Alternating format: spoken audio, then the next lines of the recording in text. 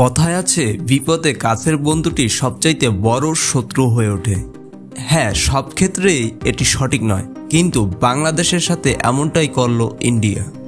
মধ্যরাতে ত্রিপুরার ডম্বুর গেট খুলে দিয়ে বাংলাদেশের পূর্বাঞ্চলের মানুষদের ডুবিয়ে দিল বন্ধু রাষ্ট্র বলে আসা একটি স্বার্থপর শত্রু রাষ্ট্র। কোনো পূর্ব নির্দেশ ও আগাম বার্তা দেয়নি তারা।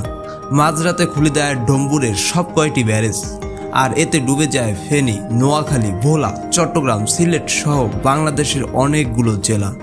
গৃহহীন হয়ে পড়ে লাখো লাখো মানুষ ও পশু পাখি।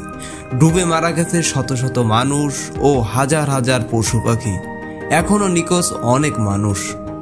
কথায় কথায় বাংলাদেশের হিন্দুদের দাবি দেওয়া নিয়ে গ্রহণযোগ্যহীন কথাবার্তা বলে আসা হিন্দু রাষ্ট্র এক রাতে বাংলাদেশে 3,60,000 হিন্দুদের ভাসিয়ে দিল। আজ কোথায় তাদের স্বজনপ্রীতি? গোমাতা বলে অজ্ঞান থাকা জাতি আজ ভাসিয়ে দিল হাজার হাজার গরুদের। পার্শ্ববর্তী রাষ্ট্র হয়ে একবার কিংবা দুইবার নয়, প্রতি বছর এভাবে বন্যার পানিতে ডুবিয়ে মারে বন্ধু নামক শত্রু রাষ্ট্র। বাংলাদেশের কাজ দিয়ে সুবিধা না, এই সুবিধাভোগীরা প্রতিদান হিসেবে বন্যার পানি দেয় আমাদের। যখন শীত মৌসুমে বাংলাদেশের উত্তরাঞ্চল শুকিয়ে যায়, তখন তারা এক ফোঁটা পানি বন্টন করে না। তাহলে কিভাবে কাগজে কলমে তারা আমাদের বন্ধু দেশ বলে আসছে?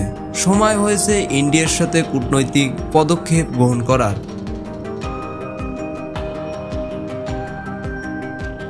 ভিডিওটি ভালো লাগলে লাইক, শেয়ার, কমেন্ট করতে ভুলবেন না। আর এমন সকল ভিডিও পেতে চ্যানেলটি সাবস্ক্রাইব করে সঙ্গে থাকুন। ধন্যবাদ।